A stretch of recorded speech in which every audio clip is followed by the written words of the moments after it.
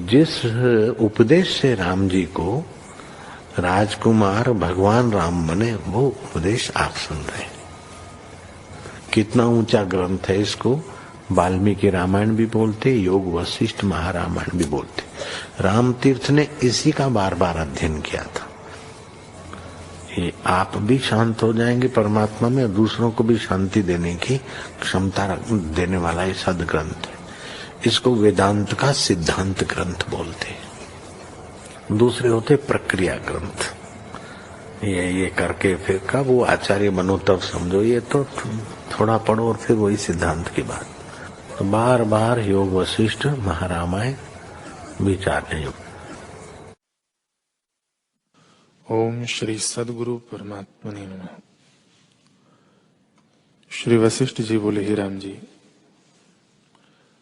आचार का व्यतिक्रम न करना, क्योंकि व्यतिक्रम करने से शुभ कार्य भी अशुभ हो जाता है।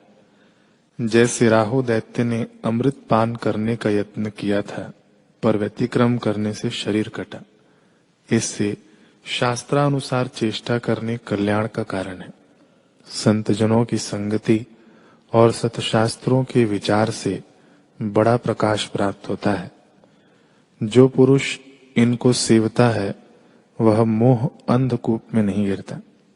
हे राम जी, वैराग्य, धैर्य, संतोष, उदारता आदि गुण जिसके हृदय में प्रवेश करते हैं, वह पुरुष परम संपदावान और आपदा को नष्ट करता है।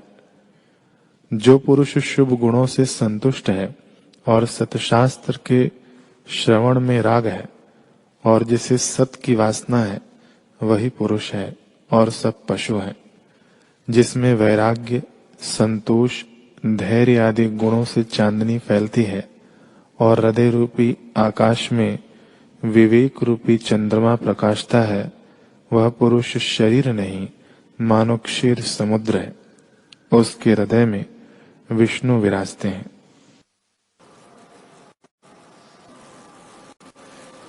श्री योग वशिष्ठ महारामायण निर्वाण प्रकरण सर्ग 25। श्री वशिष्ठ जी बोले, रामचंद्र जी, अब तुम सम्यक प्रबुद्ध हुए हो और अपने आप में स्थित हो। जो कुछ तुमने जाना है उसके अभ्यास त्याग न करना, इसमें दृढ़ रहना। हे रामचंद्र जी, संसार रूपी चक्र का नाभि स्थान चित्त है। उसी चित्त नाभि के स्थिर होने पर संसार चक्र भी स्थिर हो जाता है। इस संसार रूपी चक्र का बड़ा तीव्र वेग है, रुकने से भी नहीं रुकता। इससे दृढ़ प्रयत्न करके इसको रोकिए। संतों के संग और सच्छास्त्रों के वचनों से शुद्ध हुई बुद्धि ही इसे रोक सकती है। हे रामचंद्र जी, अज्ञान से जो दैव कल्पा है, उसका त्याग कर अपने पुरुषार्थ का आश्रय लो।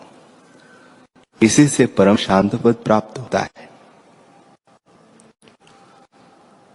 ब्रह्मा से लेकर चींटी तक अज्ञान रूपी संसार चक्र असत रूप है और भ्रम से सत की में भासित होता है। इसका त्याग करो। हे रामचंद्र जी, असत्रू पदार्थ में जो राग या द्वेष रखते हैं, वे मूर्ख है।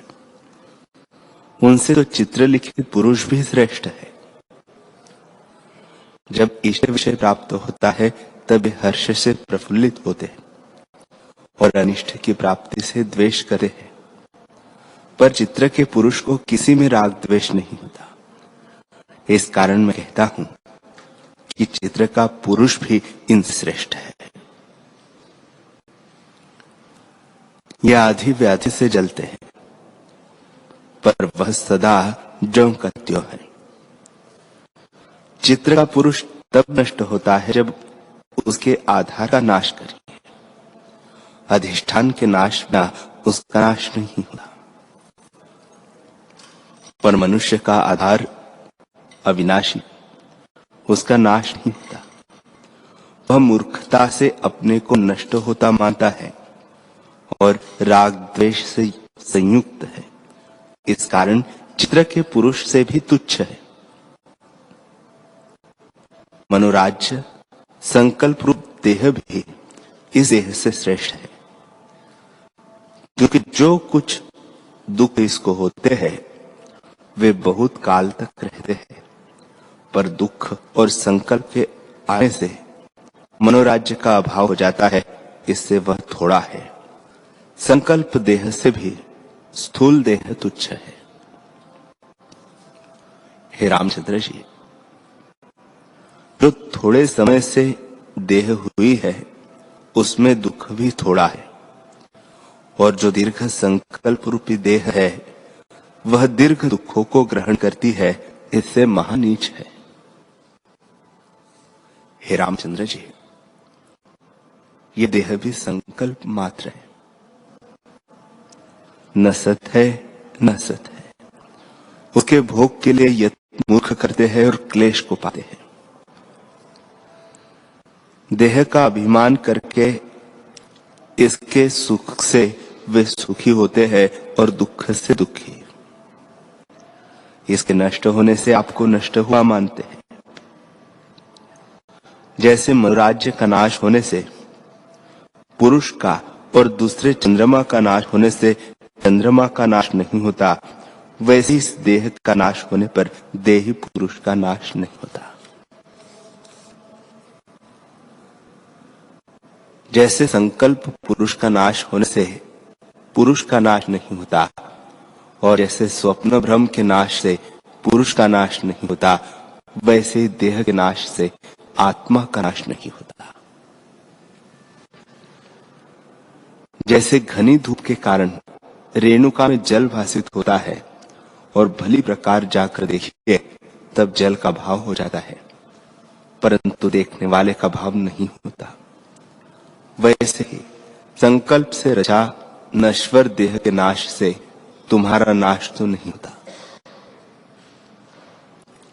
हे रामचंद्र जी, दीर्घ काल का रचा जो स्वप्न में देह है उसके दुख और नाश से आत्मा को दुख या उसका नाश नहीं होता।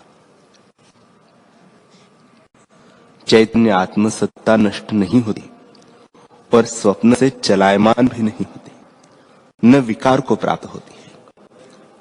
वह तो सर्वदा शुद्ध और अच्युत रूप अपने आप में स्थित है और देह के नाश से उसका नाश नहीं होता। अज्ञान के दृढ़ अभ्यास से देह के धर्म अपने में भासित होने लगे हैं। जब आत्मा का दृढ़ अभ्यास हो तो देह अभिमान और देह के धर्मों का अभाव हो जाएगा। जैसे कोई चक्र पर चढ़कर घूमता है तो उतरने पर कुछ काल तक घूमता सा लगता है, पर जब चिरकाल व्यतीत होता है तब स्थिर हो जाता है। इसी प्रकार देह रूपी चक्र पर चढ़ा हुआ जीव अज्ञान से भरमा हुआ अपने को भ्रमता देखता है, और जब अज्ञान का वेग निवृत्त होता है तब भी कुछ काल तक देह भ्रम भासित होता है, जिससे जानता है कि मेरा नाश होता है, मुझको दुख होता है इत्यादि। यह कल्पना अज्ञान से होती है, पर जब उस भ्रम दृष्टि को धैर्य से निवृत्त करते हैं तब उसका अभाव हो जाता है।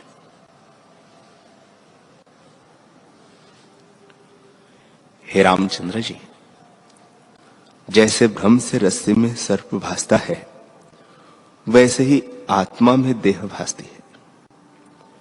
वह असत और जड़ है, न कर्म करती है और न मुक्त होने की इच्छा करती है। दैव परमात्मा भी कुछ नहीं करता, वह सदा शुद्ध दृष्टा और प्रकाशक है। जैसे निर्वात दीप अपने आप से स्थिर होता है, वैसे ही तुम भी शुद्ध स्वरूप में अपने आप में स्थित हो। जैसे सूर्य आकाश में स्थित होता है, पर जब जगत को प्रकाशित करता है जैसे सूर्य आकाश में स्थित होता है पर सब जगत को प्रकाशित करता है और उसके आश्रय से लोग चेष्टा भी करते हैं, परंतु सूर्य कुछ नहीं करता, वह केवल सबका साक्षी है। वैसे ही आत्मा के आश्रय से देह आदि की चेष्टा होती है, परंतु आत्मा साक्षी रूप और पाप पुण्य से रहित है। हे रामचंद्र जी, इस देह रूपी शून्य ग्रह में अहंकार रूपी पिशाच कल्पित है। जैसे बालक परछाई में वैताल की कल्पना करके भय पाता है, वैसे ही अहंकार रूपी पिशाच की कल्पना कर जीव भय पाता है। वह अहंकार रूपी पिशाच महानीच है। सब संतजन उसकी निंदा करते हैं। जब अहंकार रूपी वैताल निकले तब आनंद हो। देह रूपी शून्य ग्रह में इसका निवास है। जो पुरुष इसका दास हो रहा है उसको यह नरक में ले जाता है। इससे तुम इसके दास न होना। जब इसके नाश का उपाय करोगे तब आनंद पाओगे। हे रामचंद्र जी, यह चित्तरूपी उन्मत्त वैताल जिसको स्पर्श करता है उसको अशुद्ध करता है, अर्थात उसका धैर्य और निश्चय अस्त व्यस्त करके उसे दुख देता है और निज स्वरूप से गिरा देता है। जो बड़े बड़े साधु महंत हैं, वे भी इसके भय से समाधि में स्थित होते हैं कि किसी प्रकार अहंकार का अभाव हो। हे रामचंद्र जी, अहंकार रूपी पिशाच जिसको स्पर्श करता है उसको आपसा कर लेता है। यह जैसे आप तुच्छ है वैसे ही औरों को भी तुच्छ बनाता है। जहां सत्संग, सत्शास्त्र का विचार और आत्मज्ञान का निवास नहीं होता, उस शून्य और उजाड़ देह मंदिर में यह रहता है। और जो कोई ऐसे स्थान में प्रवेश करता है उसमें प्रवेश कर जाता है। हे रामचंद्र जी, जिसको अहंकार रूपी पिशाच लगा है उसका धन से कल्याण नहीं होता और न मित्र बांधव से कल्याण होता है। अहंकार पिशाच से मिला हुआ जो कुछ कर्म वह करता है वह अपने नाश के निमित्त करता है और विष की बेली को उपजाता और बढ़ाता है। हे रामचंद्र जी, जो पुरुष विवेक और धैर्य से रहित है उसको अहंकार रूपी पिशाच शीघ्र ही खा जाता है। वह सर्वरूप है और जिसको स्पर्श करता है उसको मुर्दा करके छोड़ता है। जिसको अहंकार रूपी पिशाच लगा है वह नरक रूपी अग्नि में काष्ठ की राई जलेगा। अहंकार रूपी सर्प देह रूपी वृक्ष के छिद्र में विष से भरा बैठा है। उसके निकट जो जाएगा उसको वह मार डालेगा। जो अहम मम भाव को प्राप्त होगा वह मृतक समान होगा और जन्म मरण को पावेगा। अहंकार रूपी पिशाच जिसको लगता है उसे मलिन करता है और स्वरूप से गिराकर संसार रूपी गड्ढे में डालता है। बड़ी आपदाएं उस पर ढाता है। जितनी आपदाएं हैं उन्हें अहंकार ढाता है। बहुत वर्षों तक भी उन आपदाओं का वर्णन न हो सकेगा।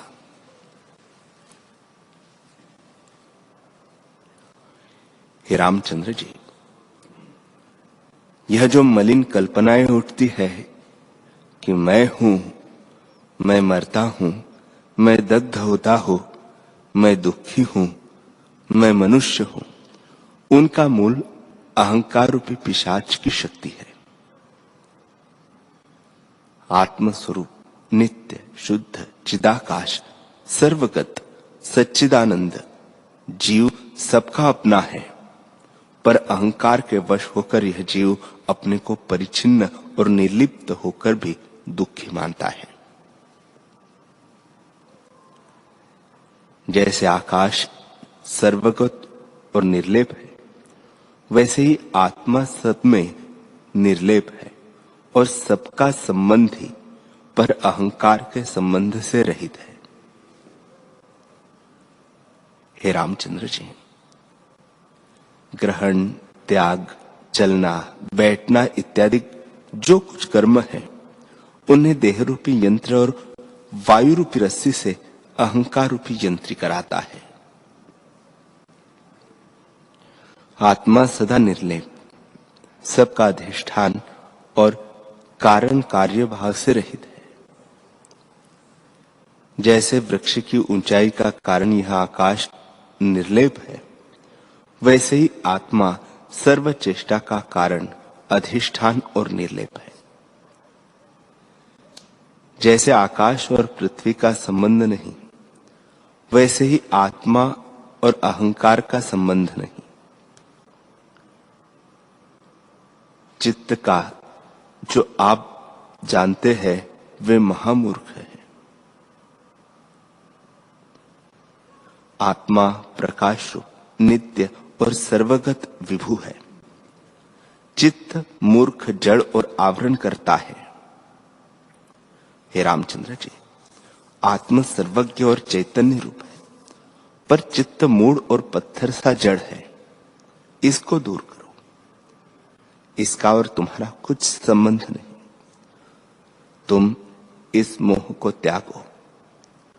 देह रूपी शून्य ग्रह में चित्त रूपी वैताल का निवास है। जिसको वह अपने वश करता है उसको बांध हम नहीं छुड़ा सकते और शास्त्र भी नहीं छुड़ा सकते। जिसका देहाभिमान क्षीण हो गया है उसको गुरु और शास्त्र भी छुड़ा सकते हैं। जैसे थोड़ी कीचड़ से हरिण को निकाल लेते हैं, वैसे ही गुरु और शास्त्र उसे निकाल लेते हैं। हे रामचंद्र जी, जितने देहरूपी शून्य मंदिर हैं, उन सब में अहंकार रूपी पिशाच रहता है। कोई देहरूपी ग्रह अहंकार पिशाच से खाली नहीं है। उस पर भय सवार है। जैसे पिशाच अपवित्र स्थान में रहता है, पवित्र स्थान में नहीं, वैसे ही जहां संतोष, विचार, अभ्यास, सत्संग से रहित देह है, उसी स्थान में अहंकार निवास करता है। जहां संतोष, विचार, अभ्यास और सत्संग होता है, वहां से वह मिट जाता है। जितने शरीर रूपी श्मशान हैं, वे चित्त रूपी वैताल से पूर्ण हैं। अपरिमित मोह रूपी वैताल के वश जीव जगत रूपी महावन में मोह को प्राप्त होते हैं।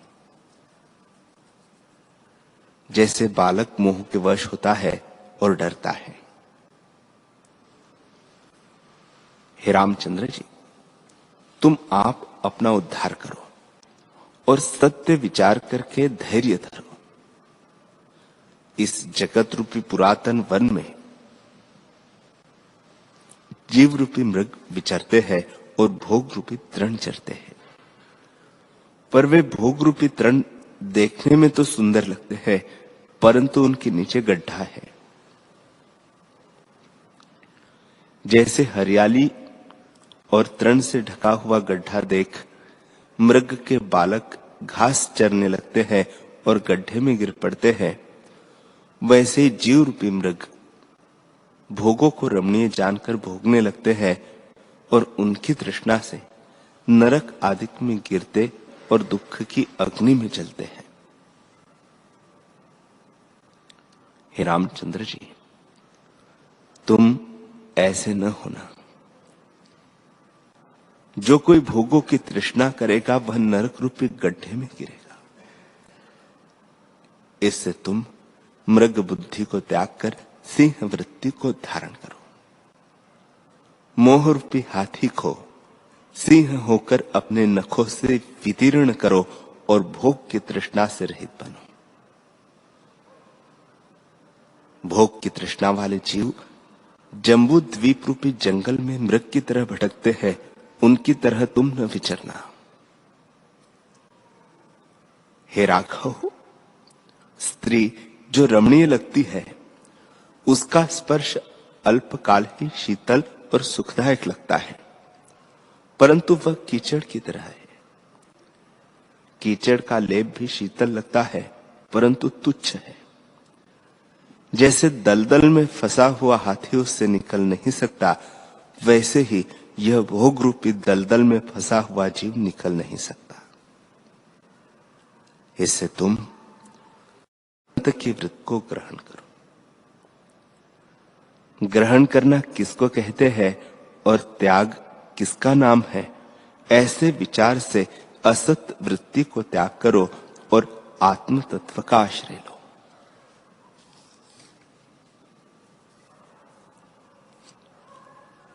हे रामचंद्र जी, यह अपवित्र देह अस्थि मांस रुधिर से पूर्ण और तुच्छ है। इसका आचार दुष्ट है। देह के निमित्त भोग की इच्छा करने से परमार्थ नहीं सिद्ध होता। देह रची और ने है, यह चेष्टा और से करती है और इसमें प्रवेश और ने किया है। दुख को ग्रहण और करता है जो दुख का भागी होता है। संकल्प ने देह रची, प्राण से यह चेष्टा करती है। अहंकार पिशाच ने इसमें प्रवेश किया और वह गरजता है। मन की वृत्ति सुख दुख को ग्रहण करती है और जीव दुखी होता है। यही आश्चर्य है। हे रामचंद्र जी, परमार्थ सत्ता एक है और सर्वत्र समान है, इससे भिन्न सत्ता नहीं। जैसे पत्थर घन जड़ होता है और उसमें और कुछ नहीं उपजता, वैसे ही सत्ता मात्र से भिन्न दूसरी सत्ता किसी पदार्थ की नहीं है। जैसे पत्थर घन रूप है, वैसे ही परमात्मा घन रूप है। जड़ और चेतन भिन्न नहीं है, यह मिथ्या संकल्प की रचना है। जैसे बालक को परछाई में वैताल भासता है, वैसे ही सब कल्पना मन की है। जैसे एक ऊख के रस से गुड़ शक्कर इत्यादि बनता है, वैसे ही एक परमोत्तम सत्ता समान सब है। उसमें जड़ चेतन की कल्पना मिथ्या है।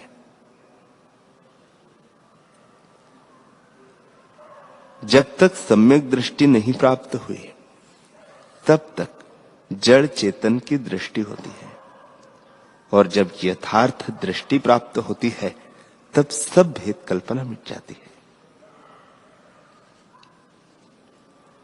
जैसे सीपी में जो चांदी भासती है, सो न सत्य होती है और न असत्य होती है, वैसे ही आत्मा में जड़ चेतन सत्य असत्य की विलक्षण कल्पना है। हे रामचंद्र जी, जो सत्य है वह असत्य नहीं होता, और जो असत्य है वह सत्य नहीं होता। आत्मा सदा सत्य रूप है और अपने आप में स्थित है। उसमें द्वैत और एक का अभाव है। जैसे पत्थर में अन्य सत्ता का अभाव है, वैसे ही आत्मा में द्वैत सत्ता का अभाव है।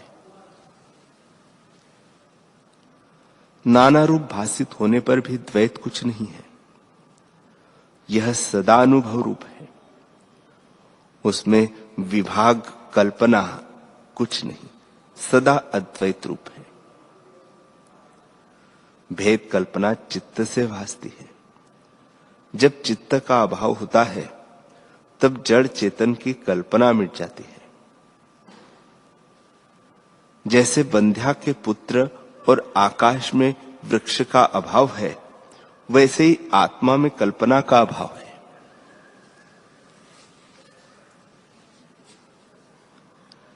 हे रामचंद्र जी, यह चेतन है, यह जड़ है, यह उपजता है, यह मिट जाता है इत्यादि सब कल्पना मिथ्या है। जैसे रस्सी में सर्प मिथ्या है, वैसे ही केवल निर्विकल्प चिन्मात्र आत्मा में कल्पना मिथ्या है। गुरु और शास्त्र भी जो आत्मा को चैतन्य और अनात्मा को जड़ कहते हैं, वह भी बोध के निमित्त कहते हैं और दृष्टांत युक्ति से दृश्य की आत्म स्वरूप में स्थिति कराते हैं। जब स्वरूप में दृढ़ स्थिति होगी तब जड़ चेतन की भेद कल्पना जाती रहेगी। केवल अचिंत्य चिन्मात्र सत्ता भासित होगी जो तत्व है। इस प्रकार गुरु जड़ चेतन के विभाग का उपदेश करते हैं तो भी मूर्ख नहीं ग्रहण कर सकते। जब प्रथम ही अचिंत्य चिन्मात्र अवाच्य पद का उपदेश करे तब कैसे ग्रहण करे? हे रामचंद्र जी, और आश्चर्य देखो, चित्त और है, इंद्रिया और है, देह और है। देह का कर्ता कोई दृष्टिगोचर नहीं आता। देह अहंकार से घिरी है। यह जीव ऐसा मूर्ख है कि देह को अपना रूप जानता है और दुख पाता है। पर जो विचारवान पुरुष आत्मपद में स्थित हुआ है, उन महानुभावों को कोई क्रिया दुख बंधन में नहीं डाल सकती। जैसे मंत्र जानने वाले को सर्प दुख नहीं दे सकता, वैसे ही ज्ञानवान को कर्म बंधन नहीं करते। हे रामचंद्र जी, न तुम शीश हो, न नेत्र हो, न रक्त हो, न मांस हो, न अस्थि आदि हो, न मन हो, न भूत जात हो। तुम चित्त से रहित चैतन्य केवल चिन्मात्र साक्षी रूप हो। इसलिए शरीर की ममता त्याग कर नित्य शुद्ध और सर्वगत आत्म स्वरूप में स्थित हो।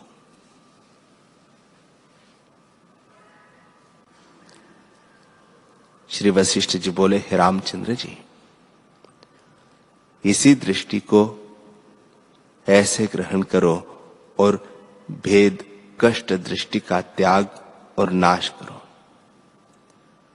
जब कष्ट दृष्टि नष्ट होगी तब ऐसा आत्मानंद प्रकट होगा जिस आनंद के पाने से अष्ट सिद्धि का ऐश्वर्य भी अनिष्ट जानकर तुम त्याग दोगे।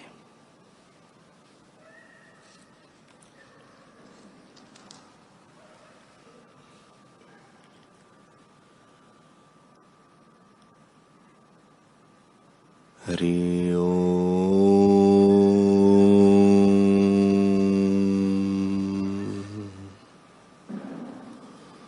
ओम सहना भवतु सहनौ भुनक्तु सह वीर्यं करवावहै तेजस्विनावधीतमस्तु मा विद्विषावहै। ओम शांति शांति शांति। श्री सद्गुरुदेव भगवान की।